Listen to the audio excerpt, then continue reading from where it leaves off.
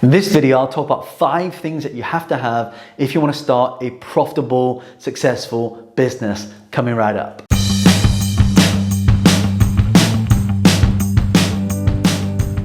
And my name is John Lee, and my channel is all about starting businesses, growing businesses, and creating multiple streams of income. So if it's the first time you come across me, make sure you hit the subscribe button and turn on bell notifications so you don't miss out on all the new videos. So what are the 5 things you need to learn? The first thing is you've got to have great sales. Most businesses that fail don't have sales, which means they're not bringing income. So you have to have the right sales. And one tip I've got for you when you're creating these sales is to make sure that you are creating what we call a value chain. Meaning when people give you money, they're exchanging it in something of value in order to replace for money. And so a lot of people have some fear around selling because they're scared of being rejected. Well, guess what? Instead of, I'm going to change this for you, instead of you're selling, instead of that mentality going through your head, you're not selling, you are serving. So that number one, you got to get really good at sales. The second thing I think is hugely important is to make sure that your marketing strategy is right. Too many times I see businesses go out, create products and then try and sell them only to find out that no one wants to buy them.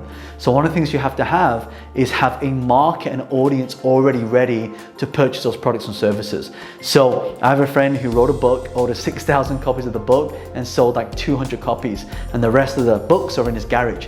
So you want to have a way to be able to reach that market and do market research and then use the distribution channels, Facebook, YouTube, LinkedIn, Google, Twitter, Instagram, Snapchat, TikTok.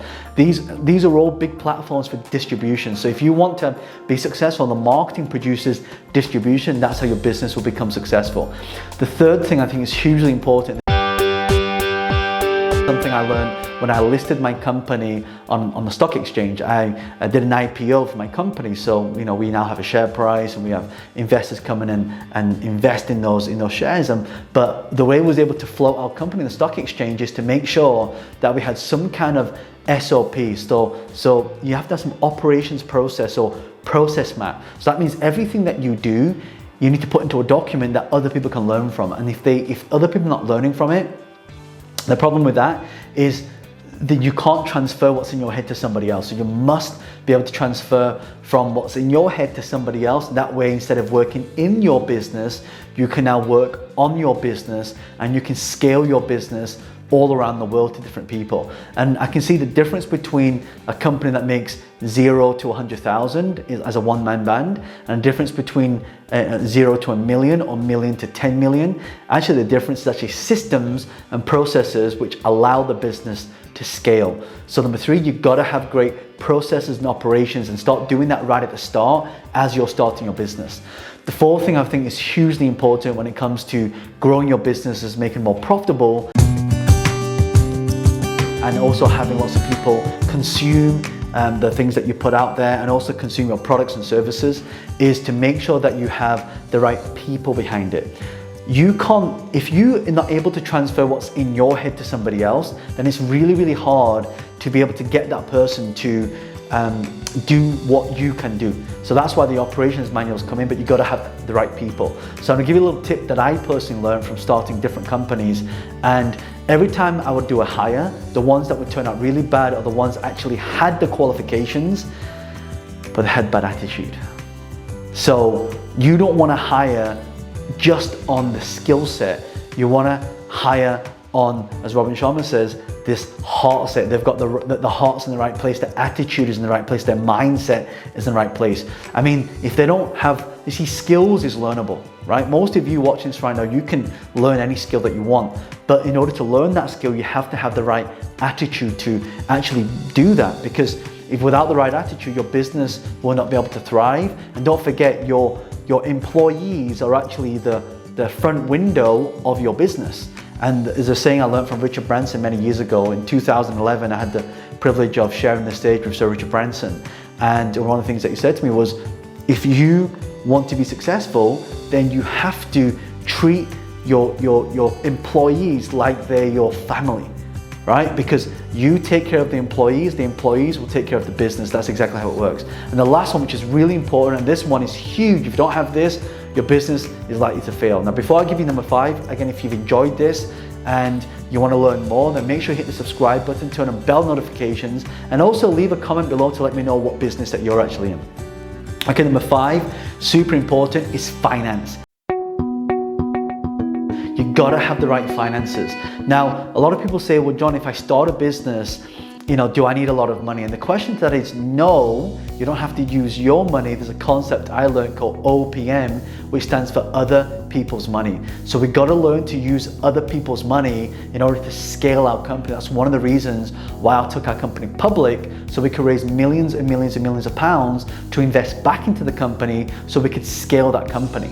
So without finance, you can't hire people, you can't have offices, you can't hire the best people to actually run that company. And also, if you can have CEOs, CFOs, CTOs, you have management company, you have to be able to hire managers in order to scale your business. So the reason I'm telling you this is that one thing I learned early on is that you don't always have to have everything right now. What you want to do is have the finances in place and learn from other people and share how that's done.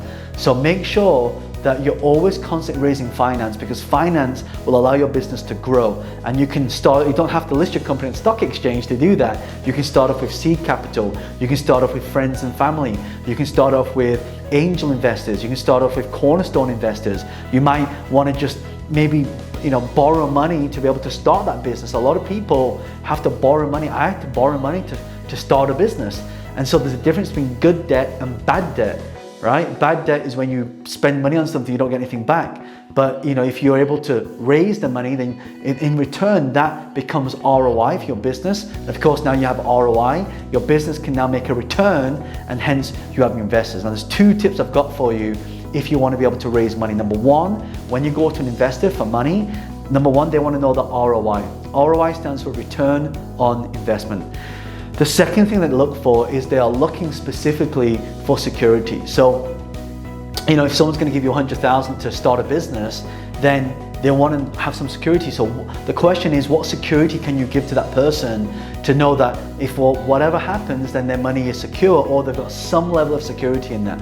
And actually, one of the best things to do is actually give equity as security, because then with equity, that's part of the business. So that's another thing you can do as well. So these are 5 things that I really hope that you get, and I hope you live and breathe this stuff and really understand this, because I promise you, when you get this right, your business will thrive. So again, just to recap: sales, marketing, operations, people, and also finance. And again, I'm going to ask you a question. Which of these 5 things do you think are the most important? I want you to leave a comment below. And if you have any questions about what I've talked about, you need some advice, leave a question below as well, and I'll come in personally and answer that question. In the meantime, make sure you check out these videos here, because these ones will teach you different marketing strategies and different sales strategies in order to help you thrive and survive through this whole crisis that's happening. And if you're experiencing this, then you know what I'm talking about. So thank you so much for watching this. Again, make sure you hit the subscribe button, turn on bell notifications. Until the next video, I'll see you then.